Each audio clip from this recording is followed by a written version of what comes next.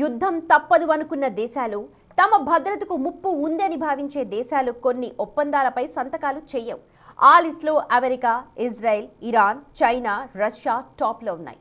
ప్రపంచమంతా క్లస్టర్ బాంబులు వాడొద్దు అని సంతకాలు పెడితే కొన్ని దేశాలు దూరంగా ఉన్నాయి. ఇప్పుడు యుద్ధంలోనూ క్లస్టర్ బాంబుల్ని ఇరాన్ ప్రయోగిస్తోంది. ఇవి యమ డేంజర్. యుద్ధం ముగిశాక కూడా భూమిపై పడ్డవి పేలుతూ ఉంటాయి. అదే సమస్య. అయినా సరే తగ్గేదేలే అంటోంది ఇరాన్. ఏంటి అసలు ఈ క్లస్టర్ బాంబ్స్ పవర్? ఎందుకు ప్రపంచమంతా ఈ బాంబుల్ని చూసి వణికిపోతోంది?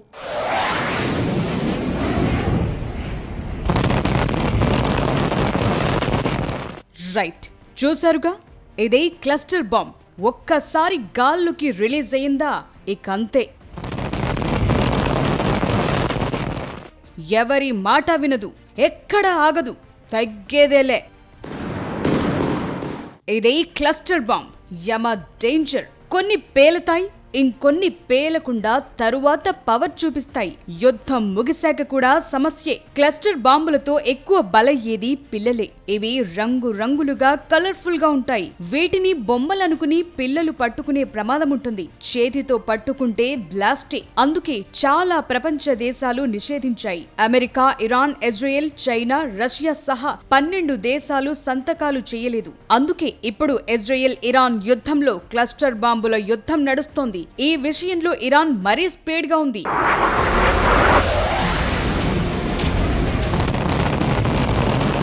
మార్చి 2న ఇరాన్ క్లస్టర్ బాంబులతో ఉన్న మిసైల్స్ ను ప్రయోగించింది. దీనివల్ల టెల్ అవీవ్ లో 12 మంది గాయపడ్డారు. ఇరాన్ గతంలో కూడా 2025 జూన్ యుద్ధంలో ఇలాంటి ఆయుధాలను ప్రయోగించింది. ఆ దాడుల్లో 11 మంది చనిపోగా 1000 మందికి పైగా గాయాలయ్యాయి. ఇరాన్ డెవలప్ చేసిన జుల్ఫగర్, ఖాదర్, ఖుర్రం షెహర్ వంటి క్షిపణులు ఈ క్లస్టర్ బాంబులను మోసుకెళ్లగలవు. ఈ మిసైల్స్ గాలిలో ఉన్నప్పుడే విడిపోయి సుమారు 80 చిన్న బాంబులను 8 కిలోమీటర్ల పరిధిలో వెదజల్లుతాయి. క్లస్టర్ బాంబులతో అదే సమస్య. ఒక టార్గెట్ కాదు, ఇది మల్టీ టార్గెట్. 57 ఎకరాల దాకా ఇవి వెదజల్లినట్లు పడతాయి. భారీ ప్రాణ ఆస్తి నష్టానికి కారణమవుతాయి. పశువులు కూడా చనిపోతాయి.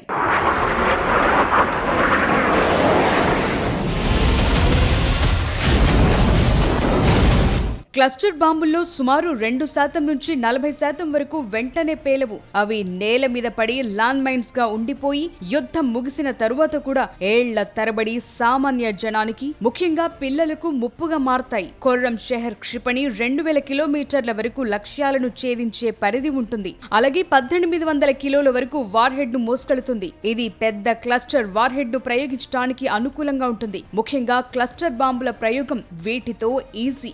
ఒక్కసారి క్లస్టర్ బాంబ్ ప్రయోగిస్తే అందులో ప్రతి చిన్న బాంబ్ సొంత ప్రొపల్షన్ అంటూ లేకుండా ఎక్కడ పడితే అక్కడ నేలపై పడిపోతుంది. దీంతో సాంప్రదాయ సింగిల్ వార్ హెడ్ తో పోలిస్తే పెద్ద ప్రాంతానికి ముప్పు కలిగిస్తుంది. క్లస్టర్ బాంబులతో బ్యాలిస్టిక్ క్షిపణి వార్ హెడ్ కంటే చాలా తక్కువ విధ్వంసమై ఉన్నప్పటికీ ప్రమాద తీవ్రత ఎక్కువ ఉంటుంది. యుద్ధం అయిపోయిన తరువాత సంవత్సరాలు, దశాబ్దాల పాటు ప్రమాదం కొనసాగుతుంది.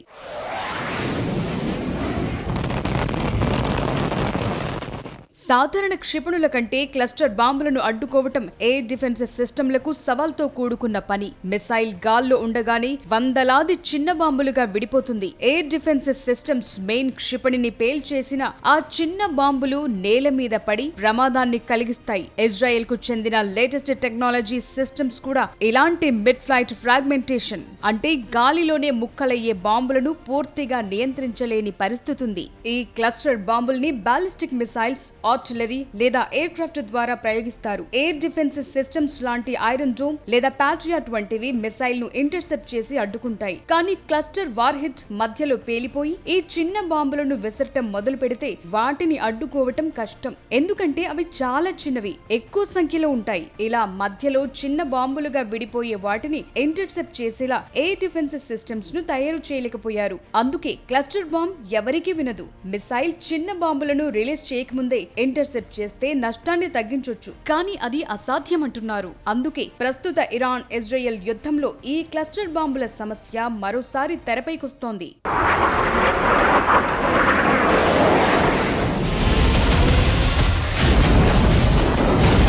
ఈ క్లస్టర్ బాంబ్ మెకానిజం మహాభారతంలోనూ ఉంది. నారాయణాస్త్రం, పర్జన్యాస్త్రంలో ఎలాగైతే ఒక బాణం 100 బాణాలుగా మారి శత్రువుపై విరుచుకుపడుతుందో, ఈ క్లస్టర్ కూడా వందలాది చిన్న బాంబులుగా విడిపోయి ప్రతాపం చూపిస్తుంది.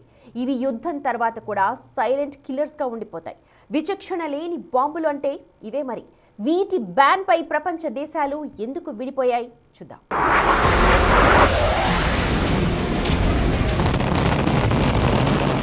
మన పురాణాల్లోని అస్త్రాల మాదిరిగానే క్లస్టర్ బాంబ్ మెకానిజం ఉంది. ముఖ్యంగా మహాభారతంలో కొన్ని ఆయుధాల పనితీరు క్లస్టర్ బాంబులను పోలి ఉంది. నారాయణాస్త్రాన్ని ప్రయోగించినప్పుడు అది ఆకాశం నుండి వేలాది బాణాలు, గదలు, అగ్నిగోళాలను వర్షంలా కురిపిస్తుంది. ఈ క్లస్టర్ బాంబ్ గాలిలో విడిపోయి వందలాది బాంబులను వెదజల్లటం లాంటిదే. పర్జన్యాస్త్రం కూడా ఇలాంటిదే.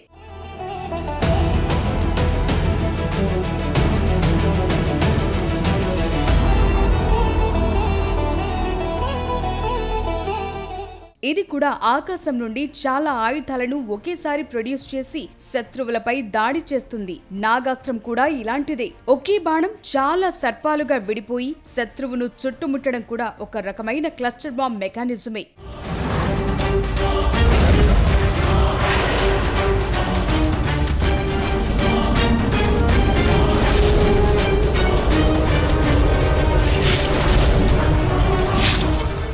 సో క్లస్టర్ బాంబులతో మరణాలు భారీగానే ఉంటున్నాయి. 2022లో వేర్వేరు సంఘర్షణల్లో క్లస్టర్ వాడగా 1172 మంది చనిపోయారంటున్నారు. ఇందులో 71% మంది పిల్లలున్నారంటున్నారు. ఇవి నిరాయుధులను దెబ్బతీస్తున్నాయి. అవయవాలు కోల్పోవటం, కళ్ళు కోల్పోవటం, ఇంటర్నల్ ఆర్గాన్స్ కు డ్యామేజ్, మానసిక అనారోగ్య సమస్యలు ఇలాంటివన్నీ చుట్టుముడుతున్నాయి. ఈ తరహా బాంబులతో ఆర్థికంగా కూడా చాలా నష్టమే. ఎందుకంటే ఎక్కడ ఏ బాంబ్ ల్యాండ్ మైన్ లా ఉందో అర్థం కాదు. వెతకాలంటే టైం పడుతుంది. ముఖ్యంగా వ్యవసాయదారులు భూమిని సాగు చేసుకోలేరు. భూమి బంజరవుతుంది. ఆర్థిక అభివృద్ధి దెబ్బతింటుంది. రైతులు పొలాలకు వెళ్లలేరు. ఆహార భద్రత ముప్పు, ఆదాయం తగ్గుతాయి. లావోస్ వంటి దేశాల్లో ఇప్పటికీ కొన్ని ఏరియాల్లో క్లియరెన్స్ ఇవ్వలేదంటే పరిస్థితి ఏంటో అర్థం చేసుకోవచ్చు. లావోస్, కంబోడియా వంటి ప్రాంతాల్లో ఇప్పటికీ పెద్ద సంఖ్యలో మరణాలు సంభవిస్తున్నాయి. అప్పుడొకటి ఇప్పుడొకటి అన్నట్లుగా ఈ క్లస్టర్ బాంబ్స్ పేలుతుండటమే సమస్య.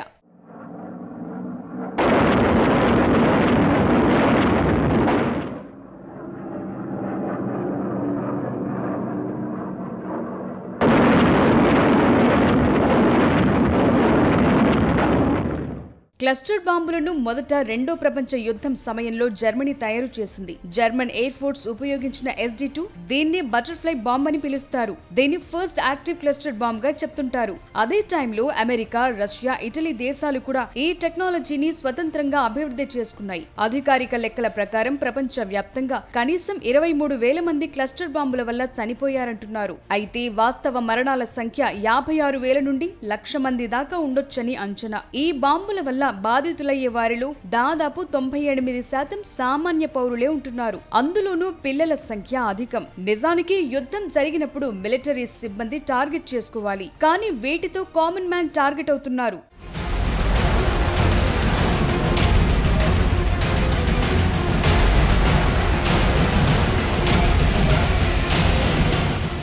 పంతొమ్మిది 1964 నుండి 1973 మధ్య లావోస్ పై అమెరికా సుమారు 26 కోట్ల క్లస్టర్ బాంబులను కురిపించింది. వీటి వల్ల అక్కడ ఇప్పటి వరకు 11,000 మంది ప్రాణాలు కోల్పోయారు. నేటికి అక్కడ 30% బాంబులు పేలకుండా భూమిలోనే ఉండిపోయి ప్రమాదకరంగా మారాయి. ముఖ్యంగా వ్యవసాయ భూముల్లో పేలని బాంబులు ఉండిపోవటం వల్ల సాగు నిలిచిపోయి తీవ్రమైన ఆర్థిక, సామాజిక ఇబ్బందులు తలెత్తుతున్నాయి. దున్నితే పేలే ప్రమాదం ఉంటుంది. అందుకే క్లియరెన్స్ కూడా ఇవ్వట్లేదు అక్కడ.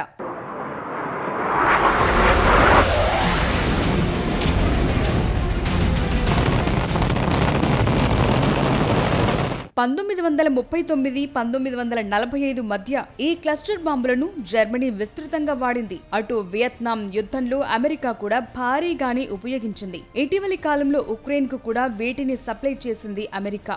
మరోవైపు రష్యా కూడా రెండో ప్రపంచ యుద్ధం నుంచి వీటిని ఉపయోగిస్తోంది. ఉక్రెయిన్ యుద్ధంలోనూ వీటిని పెద్ద ఎత్తున ప్రయోగించారు కూడా. ఈ క్లస్టర్ బాంబులతో విపరీతమైన నష్టం ఉంటోందని, సామాన్య జనం చనిపోతున్నారని ప్రపంచ దేశాలు ఒక ఆలోచన చేశాయి. వీటి వల్ల వల్ల కలిగే విపరీతమైన నష్టాన్ని గుర్తించి 2008లో convention on cluster munitions (CCM) ఒప్పందం ద్వారా 100కు పైగా దేశాలు వీటి వినియోగం, తయారీపై నిషేధం విధించుకున్నాయి. అయితే America, Russia, China, Israel, Iran సహా 12 దేశాలు ఇంకా ఈ ఒప్పందంపై సంతకం చేయలేదు. 112 దేశాలు క్లస్టర్ బాంబ్ వాడకూడదని సంతకాలు చేశాయి.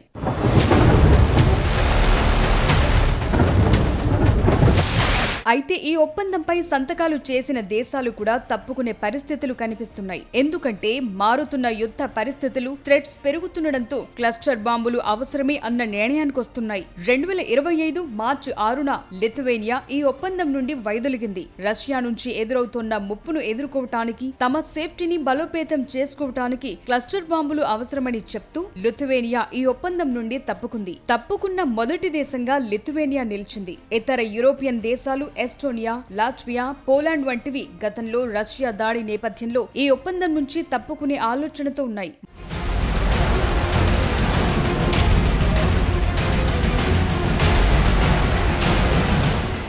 మన దేశం కూడా ఈ బాంబుల వల్ల కలిగే మానవీయ నష్టాన్ని అంగీకరించినప్పటికీ ఈ ఒప్పందంపై సంతకం చేయలేదు. మనం ఏ బాంబును కూడా మొదటగా ప్రయోగించాం. ఎవరైనా ప్రయోగిస్తే మాత్రం తగ్గేదుండదు. వ్యూహాత్మక రక్షణ కోసం భారత్ వీటి వాడకంపై సంతకం చేయలేదంటున్నారు. మనకు సుదీర్ఘమైన సరిహద్దులున్నాయి. పాక్, చైనా నుంచి ముప్పు పొంచే ఉంటుంది. దీంతో క్లస్టర్ బాంబులు రక్షణ వ్యవస్థలో కీలకమని భారత్ భావిస్తోంది. అయితే అంతర్జాతీయ మానవీయ చట్టాలకు లోబడి వీటిని బాధ్యతాయుతంగా వాడినప్పుడు ఇవి చట్టబద్ధమైన ఆయుధాలేనని భారత ప్రభుత్వం అంటోంది.